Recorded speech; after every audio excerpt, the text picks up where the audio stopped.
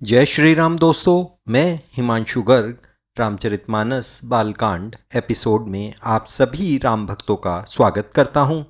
दोहा 120 तक शिवजी ने पार्वती जी के कई प्रश्नों के उत्तर दिए। उन्होंने निर्गुण ब्रह्म के विषय में पार्वती जी को समझाया। पार्वती जी की जिज्ञासा बढ़ती चली जाती है और वो अभी बहुत कुछ जानना चाहती हैं। पूछती हैं कि हे प्रभु, मुझे समझाकर कहिए कि किस कारण श्री राम मनुष्य का रूप धारण करते हैं, अर्थात निर्गुण राम को मनुष्य शरीर धारण करने की क्या आवश्यकता पड़ती है। यहाँ पर शिव जी कहते हैं कि पार्वती, इस राम कथा को ज्ञान व तर्क से नहीं समझा जा सकता, यह केवल श्रद्धा और विश्वास से समझ में आती है।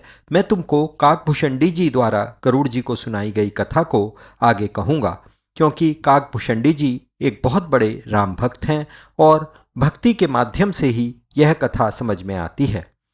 पहले मैं तुमको राम जन्म के विषय में बताता हूँ। दोहा 121। दोहा में शिव जी कहते हैं कि प्रभु राम सिर्फ एक कारण के लिए अवतार नहीं लेते, उनके अवतार के बहुत से कारण होते हैं और कुछ कारणों का तो किसी को भी पता ही नहीं होता। शिव जी आगे कहते हैं कि हे सुमुखी, हम रामचंद्र जी को बुद्धि और तर्क से नहीं जान सकते, फिर भी सभी संत, वेद, पुराण बुद्धि और तर्क से ही राम जी को समझने की कोशिश करते हैं। शिव जी कहते हैं, जैसा मुझे समझ में आता है मैं तुमको वैसा ही सुनाता हूँ। दोहा 121 चौपाई 3। जब जब होई धर्म कै हानि, बाढ़ही असुर अधम अभिमानी।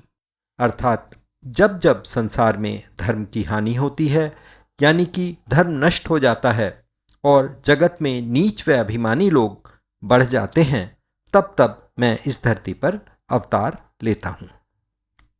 दोहा 121 चौपाई 4 में करहीं अनीति जाई नहीं बरनी, सीदहीं विप्र धेनुसुर धरनी। तब तब प्रभु धरि विविध शरीरा, हरहि कृपा निधि सज्जन पीरा। वो अधर्मी ऐसे अन्याय करते हैं जिनका वर्णन भी नहीं किया जा सकता। वो ब्राह्मण, गौ, देवता और पृथ्वी को अत्यंत कष्ट देते हैं। कहते हैं कि प्रभु तब भांति भांति के दिव्य शरीर धारण करके सज्जनों की पीड़ा को हर लेते हैं। दोहा 121 में असुर मारी थापहि सुरन, कि वो असुरों को मारते हैं और देवताओं को स्थापित करते हैं, अपने श्वास रूपी वेदों की रक्षा करते हैं और अपने निर्मल यश को फैलाते हैं। रामचंद्र जी के अवतार लेने का एक कारण यह भी है। इस प्रकार रामचंद्र जी के जन्मों के अनेक कारण हैं। चौपाई 1 दोहा 122 में बताते हैं कि राम कथा को गाने सुनने से भक्त जन्म मरण के बंधन से मुक्त हो जाते हैं।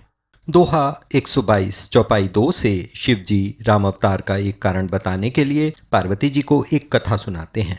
कहते हैं कि श्री हरि के 2 द्वारपाल हैं जिनका नाम जय और विजय है। वो उनको अत्यंत प्रिय हैं। एक बार सनकादिक ऋषि जय और विजय को 3 जन्मों तक असुर के रूप में जन्म लेने का शाप दे देते हैं और उनकी मुक्ति के लिए स्वयं श्री हरि को अवतार लेना पड़ेगा, ऐसा कहते हैं। तब ये दोनों कश्यप ऋषि और अदिति उनके घर पर जुड़वा भाइयों के रूप में जन्म लेते हैं। इनका नाम हिरण्याक्ष और हिरण्यकश्यप रखा जाता है। ये दोनों असुर बहुत ही वीर होते हैं और ये युद्ध में इंद्र को हरा देते हैं। हिरण्यकश्यप का पुत्र प्रहलाद था, जो कि श्री हरि का भक्त था। हिरण्यकश्यप की बहन का नाम होलिका था। हिरण्याक्ष को भगवान ने वाराह का अवतार लेकर मारा, जबकि हिरण्यकश्यप को नरसिंह का अवतार लेकर मार दिया। अपने भक्त प्रहलाद की रक्षा की और उसका यश तीनों लोकों में फैलाया। परंतु दोनों को 3 जन्मों के लिए शाप मिला था, इसलिए दोनों पुनर्जन्म लेते हैं और असुर रावण व कुंभकर्ण के रूप में पृथ्वी पर आते हैं। प्रभु अपने भक्तों की मुक्ति हेतु पुनः अवतरित होते हैं। कहते हैं कि एक बार कश्यप ऋषि व अदिति ने घोर तपस्या करके प्रभु से उनको अपने पुत्र के रूप में पाने का वरदान लिया। तब अगले जन्म में वो राजा दशरथ और कौशल्या के रूप में प्रसिद्ध हुए। राम जी उनके घर में पुत्र के रूप में जन्म लेते हैं। एक कल्प में जालंधर दैत्य को मारने के लिए प्रभु को अवतरण लेना पड़ा, जिसमें उनको दैत्य की पत्नी वृंदा ने शाप दे दिया था। उसी कल्प में जालंधर रावण के रूप में जन्म लेता है और श्री राम जी को पुनः अवतार लेना पड़ता है। एक कल्प में नारद जी ने श्री हरि को शाप दे दिया था, जिसके कारण प्रभु को पुनः अवतार लेना पड़ा था। पार्वती जी को बहुत आश्चर्य होता है, प्रभु का भक्त ज्ञानी नारद कैसे अपने आराध्य राम को शाप दे सकता है। ऐसा क्या हुआ कि नारद जी को मोह आ गया और उन्होंने अपने आराध्य को ही शाप दे दिया। पार्वती जी कहती हैं कि हे पुरारी, आप मुझे नारद जी की वो कथा सुनाएं। तब शिव जी पार्वती जी को वो कथा सुनाते हैं जो याज्ञवल्क्य ऋषि जी ने भारद्वाज मुनि को सुनाई थी। यानी नारद जी की यह कथा हमें तर्क से समझ में आने वाली है। दोहा 124 ख में भव भंजन रघुनाथ भजू तुलसी तजी मान मद, अर्थात मान और मद को छोड़कर सांसारिक आवागमन का नाश करने वाले, यानी संसार में जीवन मृत्यु का नाश करने वाले रघुनाथ जी को भजो, क्योंकि वो ही हमारे मान और मद को छुड़वाकर हमें इस संसार के आवागमन से मुक्ति देते हैं। यहाँ से नारद की कथा शुरू होती है। दोहा 125 चौपाई 1 से नारद जी की कथा शुरू हो जाती है। हिमालय पर्वत पर गंगा के किनारे एक पवित्र गुफा थी। एक बार नारद जी वहाँ घूमते घूमते पहुँच जाते हैं। उनको वह स्थान अत्यंत सुंदर लगता है।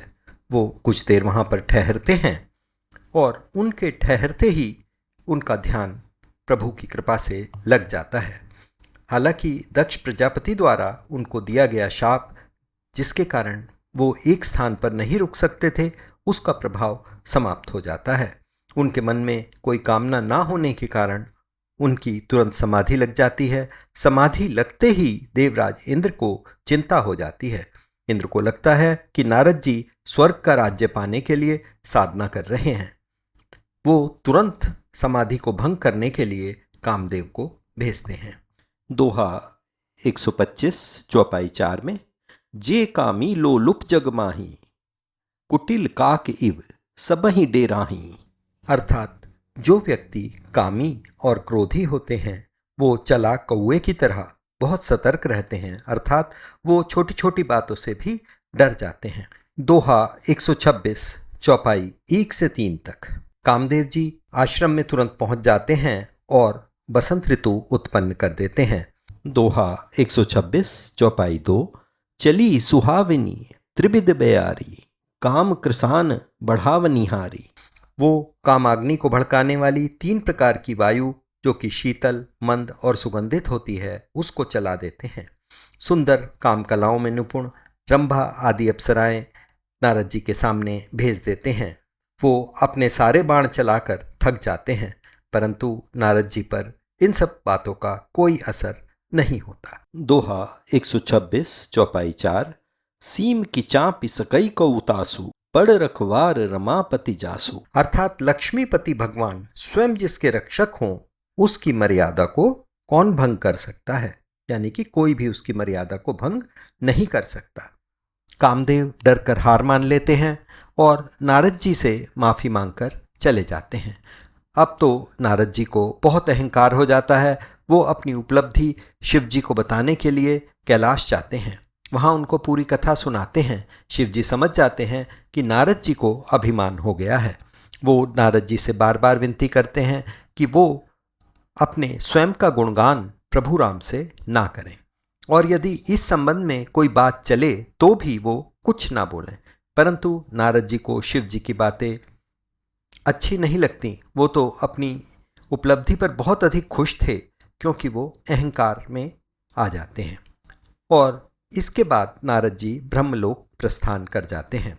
दोहा 128 चौपाई 1 राम कीन चाहि सोई होई करे अन्यथा अस नहीं कोई, अर्थात श्री राम जी जो करना चाहते हैं होता तो वही है। इस संसार में ऐसा कोई भी नहीं है जो कि उनके विरुद्ध कार्य कर सके। दोहा 128 चौपाई 4 में अति प्रचंड रघुपति कै माया जेहि न मोह अस को जग जाया, अर्थात रघुनाथ जी की माया अत्यंत प्रचंड है, यानी कि अत्यंत प्रबल है, और जगत में ऐसा कोई नहीं जन्मा जिसको उनकी माया मोहित ना कर सके। अत्यंत प्रचंड माया में फंसे नारद जी कुछ समय के बाद क्षीर सागर में राम जी को अपनी कथा सुनाने के लिए जाते हैं। नारद जी बड़े अभिमान के साथ प्रभु राम को अपनी कथा सुनाते हैं और अपनी बात सुनाकर नारद जी वहाँ से चल देते हैं। प्रभु दिव्य दृष्टि से देखते हैं कि नारद जी को बड़ा भारी घमंड हो गया है। वो मन ही मन उनके घमंड तोड़ने की लीला रचने लगते हैं। रामचंद्र जी उनके रास्ते में बैकुंठ सा सुंदर नगर बना देते हैं और वहाँ का राजा शीलनिधि को बना देते हैं तथा राजकुमारी विश्वमोहिनी होती है। राज्य में राजकुमारी के स्वयंवर का आयोजन चल रहा होता है। नगर में सभी चीज़ें बड़ी उत्तम, अत्यंत मनोहारी और सुंदर बनाई जाती हैं। जैसे ही नारद जी वहाँ पहुँचते हैं, राजा शीलनिधि उनका बड़ा अतिथि संस्कार करते हैं और राजकुमारी को दिखाकर उसका भविष्य पूछते हैं। नारद जी राजकुमारी का सौंदर्य देखकर मोहित हो जाते हैं। वे कन्या के गुणों का बखान करते हैं और चले जाते हैं, परंतु नारद जी के मन में कन्या से विवाह कर अपना घर बसा लेने का विचार भी आता है। वो बहुत सोच विचार के बाद बड़ी दीनता से प्रभु राम को याद करते हैं और उनसे कहते हैं कि प्रभु उन्हें अपने जैसा रूप दे दे, जिससे कि राजकुमारी नारद जी का वरण कर सके। दीनदयाल भगवान मन ही मन हंसते हैं और नारद जी को आश्वासन दे देते हैं कि हे नारद, वही होगा जिसमें आपका परम हित है। नारद जी प्रभु की भाषा नहीं समझते। स्वयंवर का दिन आ जाता है। नारद जी भी स्वयंवर में पहुंच जाते हैं। श्री हरि उनका रूप बंदर जैसा बना देते हैं। हालांकि वह रूप किसी अन्य को दिखाई नहीं देता, सिर्फ राजकुमारी और वहां पर उपस्थित 2 शिवगण जो कि ब्राह्मण के रूप में वहां बैठे थे, वो नारद जी का ये रूप देख लेते हैं। नारद जी का शिवगणों द्वारा बहुत मजाक बनाया जाता है और नारद जी को कुछ भी समझ में नहीं आता। नारद जी राजकुमारी को देखकर उचक उचक कर राजकुमारी का ध्यान अपनी ओर आकर्षित करते हैं, छटपटाते हैं और शिवगण उनको देखकर बार बार हंसते हैं और व्यंग्यात्मक बातें करते हैं। राजकुमारी भी नारद जी के सामने से हंसती हुई आगे बढ़ जाती है। वहां पर श्री हरि भी एक राजा के वेश में बैठे थे। राजकुमारी उन्हीं के गले में माला डालकर उनका वर्ण कर लेती है। राजा राजकुमारी को लेकर चल देते हैं। शिवगण कहते हैं, मुनि जाकर दर्पण में अपना मुंह तो देखिए। जब नारद जी अपना मुख देखते हैं तो बंदर जैसा रूप देखकर उनका क्रोध अत्यधिक बढ़ जाता है। वे उन शिवगणों को राक्षस बन जाने का शाप दे देते हैं और दोबारा अपना रूप देखने पर उनको अपना असली रूप प्राप्त हो जाता है। तब भी उनका क्रोध नहीं जाता। वे मन ही मन सोचते हैं, आज तो मैं श्री हरि को नहीं छोड़ूंगा, उनको शाप दे ही दूंगा या अपने प्राण को त्याग दूंगा, क्योंकि उन्होंने जगत में मेरी हंसी कराई है। नारद जी आगे आगे चलते ही उनको श्री हरि दिखाई देते हैं। वो उसी राजकुमारी के साथ जा रहे थे जो कि स्वयंवर में थी। श्री हरि बड़े मीठे स्वर में नारद जी से पूछते हैं, नारद कहाँ जा रहे हो? दोहा 136 चौपाई 3 में, सुनत बचन उपजाति क्रोधा, माया बसना रहा मन बोधा। अर्थात प्रभु का वचन सुनते ही नारद जी को बहुत जबरदस्त गुस्सा आता है और वो माया के वशीभूत होकर अपने ऊपर नियंत्रण नहीं रख पाते और श्री हरि को खरी खोटी सुनाना शुरू कर देते हैं। तुमसे तो किसी की संपन्नता देखी ही नहीं जाती। समुद्र मंथन के समय शिवजी को तुमने बावला बनाकर जहर पिलवा दिया और असुरों को मदिरा और देवताओं को विषपान करवा दिया। स्वयं कौतुकमणि रख ली और लक्ष्मी जी को भी वरण कर लिया। इस प्रकार नारद जी खूब दुर्वचन बोलते हैं। कहते हैं कि तुमने आज एक जबरदस्त आदमी से पंगा ले लिया है और अभी तक तुम्हें किसी ने ठीक नहीं किया। आज मैं तुमको बताऊंगा। और नारद जी कहते हैं कि मैं तुमको शाप देता हूं कि जो शरीर धारण करके तुमने मुझे मूर्ख बनाया है, वही मनुष्य शरीर तुम भी प्राप्त करोगे और तुमको भी अपनी स्त्री से वियोग होगा और उस दुख को तुम सहोगे और उसको पाने के लिए तुम्हें मेरे जैसे बंदरों की सहायता मांगनी पड़ेगी। दोहा 137। साप सीस धरी हरिषिहिं, प्रभु बहु बिनती कीन्हि, निज माया कै प्रबलता, करषि कृपा निधि लीन्हि। यहाँ पर देखिए, प्रभु शाप को भी बड़े हर्षित होकर, खुश होकर अपने ऊपर ले लेते हैं। अर्थात प्रभु शाप को सिर पर चढ़ाकर हर्षित होते हुए नारद जी से विनती करते हैं और अचानक अपनी माया का प्रभाव हटा देते हैं। माया के समाप्त होते ही वहाँ पर कुछ भी नहीं रहता। नारद जी की चेतना जाग जाती है और वो प्रभु के पैर पकड़कर कहते हैं कि रक्षा करो, रक्षा करो, और प्रभु से क्षमा मांगते हैं। पूछते हैं कि हे कृपालु प्रभु, आप मुझे बताइए कि ये मेरे पाप अब कैसे मिटेंगे। तब श्री हरि दोहा 138 चौपाई 3 में, जपहु जाई शंकर सतनामा, होई ही हृदय तुरंत विश्रामा। अर्थात इस चौपाई से आप भी जान सकते हैं कि हमारे पाप किस प्रकार मिट सकते हैं। आप जाकर शंकर जी के शतनाम का जप कीजिए, इससे आपको हृदय में शांति मिलेगी। और शिव जी के समान मुझे कोई भी प्यारा नहीं है, इस बात को जीवन में कभी भी मत भूलना। दोहा 138 चौपाई 4 में, जेहि पर कृपा न करहि पुरारी, सो न पाओ मुनि भक्ति हमारी। यहाँ पर हमें यह सीख मिलती है कि जब हमारा हृदय बहुत अधिक परेशान हो तब हम शिव जी के शतनाम का जाप करें, और बिना शिव जी की कृपा के राम जी की भक्ति हमको नहीं मिल सकती। राम जी नारद जी से कहते हैं, जाओ पृथ्वी पर घूमो, अब तुम पर मेरी माया कभी कोई प्रभाव नहीं डालेगी। प्रभु राम नारद जी को समझाकर अंतर्ध्यान हो जाते हैं। नारद जी अपने घर यानी कि ब्रह्मलोक की ओर चल देते हैं। रास्ते में शिवगणों ने नारद जी को प्रसन्न देखा तो वो उनके पैर पकड़ लेते हैं और कहते हैं कि हे नारद जी, हम कोई ब्राह्मण नहीं हैं, हम तो शिव जी के गण हैं और आप हमारे शाप का शमन करें। तब प्रभु नारद जी कहते हैं, तुम महान ऐश्वर्य रूप, तेज, बली, राक्षस के रूप में जन्म लोगे और सारे विश्व को जीत लोगे। तब विष्णु जी मनुष्य का शरीर धारण करेंगे और उन्हीं के हाथों तुम्हारी मुक्ति होगी, फिर तुम संसार से मुक्त हो जाओगे। इस प्रकार एक कल्प में भगवान ने पुनः अवतार लिया और उन अवतार की विभिन्न साधु संतों, कवियों ने प्रभु की लीलाओं का गुणगान किया। दोहा 140 चौपाई 3 बड़ी सुंदर और गायन योग्य चौपाई है, जिसमें हरि के गुणों का गान किया गया है।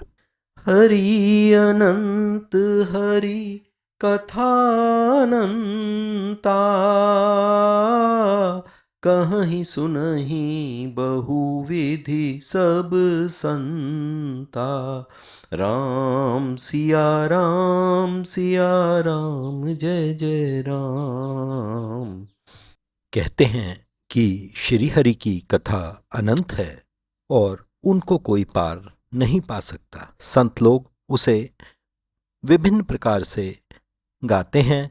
रामचंद्र जी के सुंदर चरित्र करोड़ों कल्पों में भी नहीं गाए जा सकते। तो दोस्तों, आगे की कथा हम अपने अगले एपिसोड में जारी रखेंगे। आशा है आप सबको रामचरितमानस की श्रृंखला का आनंद आ रहा होगा।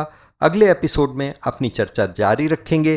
तब तक के लिए सब मिलकर जोर से बोलेंगे, जय श्री राम।